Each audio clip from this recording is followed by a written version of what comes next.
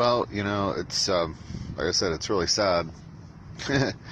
And well, decisions, right? Decisions. I knew when I moved here that there was like, almost like 50-50 split among, white people and black people, and actually it's like 40-50, and the other 10% or 11% are somebody, something else.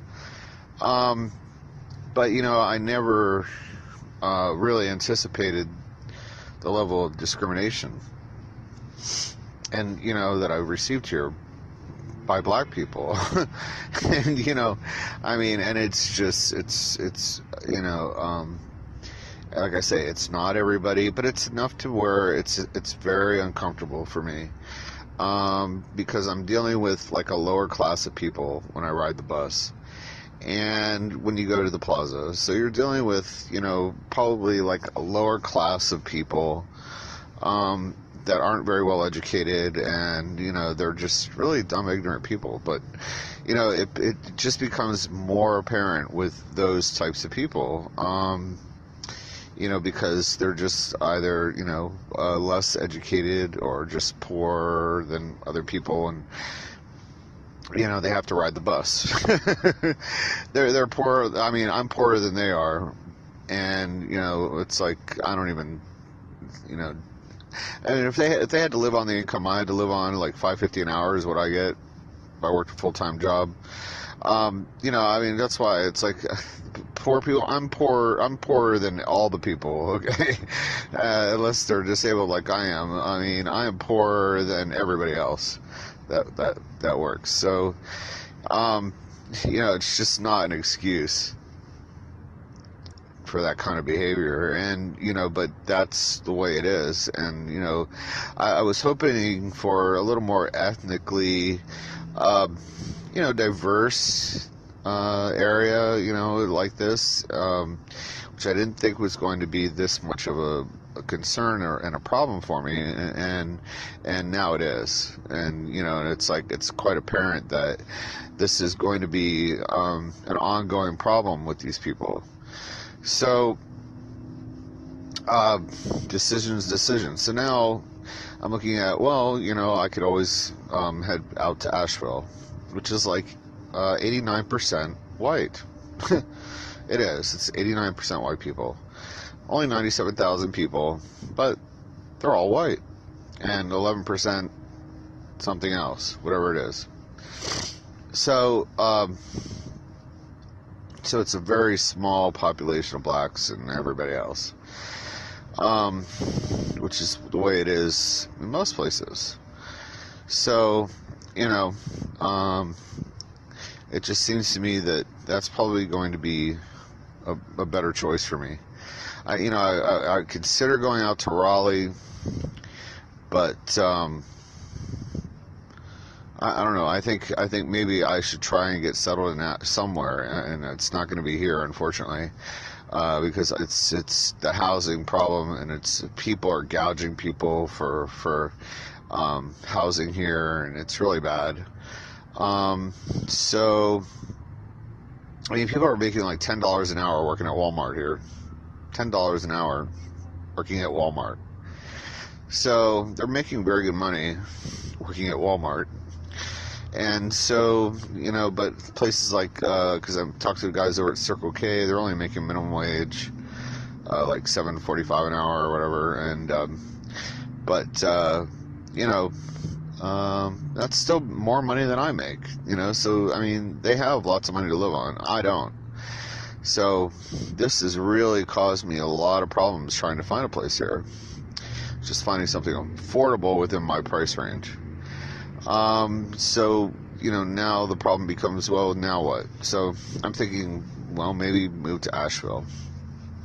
Might have a better chance of, getting a roommate situation or something like that there than I have here. So, where it's like there's just so many black people here, and they're gouging each other for rent. Because that woman I spoke to, she was black at Golden Corral, and she's like $525 a month for a boarding house room. I'm like, you got to be out of your mind, lady. I'm saying to myself. So, this becomes like a serious problem for me, not being able to find a place. And then, of course, not being able to get into the mission and get the help I need from them there. So this has turned into a real huge problem for me living here. So my next course of action or to move would be to head to Asheville and take my chances there. So this is, it may be a rough start there too if I don't find a place to land when I first get there. Which is why I started out this whole venture early on in the season, because I wasn't sure how it was going to work out here, what my potential would be here as far as living and being able to live here. So because I've never been here before. But the level of homeless here is really high. There's a lot of homeless people that I never saw in Asheville. I mean, I was there for 8 months, and I would go into the city with George, and we'd, travel around or drive around. I never saw homeless people like I was seeing here. Here, they're just everywhere. I mean, the problem is so bad here, like you wouldn't even believe how bad it is. And the homeless shelters are all full. They have 2 homeless shelters for both men and women. So there's not just one, but 2 homeless shelters, and I guess they're all filled to capacity. So it's just like, it's a huge problem here, and one that's not going to go away anytime soon. So, knowing what I know about Asheville is that the fact that, that there are so few homeless people. I never even saw any, really. I mean, I never saw homelessness like I've seen here, downtown here. I never saw it in Asheville, downtown, ever. And I walked around, went everywhere, downtown Asheville. I never saw the homelessness like I have here. So I think my potential for getting a place there is probably going to be a lot better. People are going to be a lot more willing to work with me there than they are here.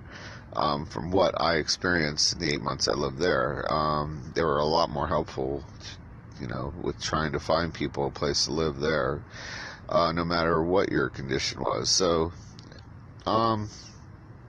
which seems to be a huge problem here.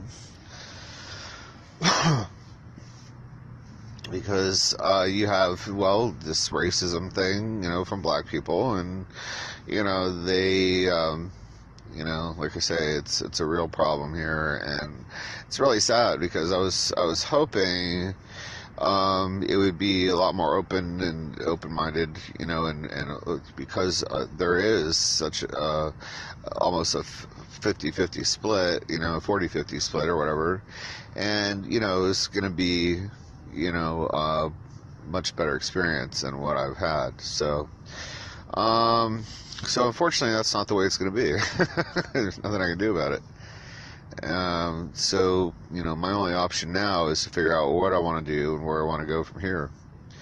And there have been some very helpful people that have been trying to help me since I've been here, that I've just met in the course of doing this and being here and being homeless, that have been extremely helpful.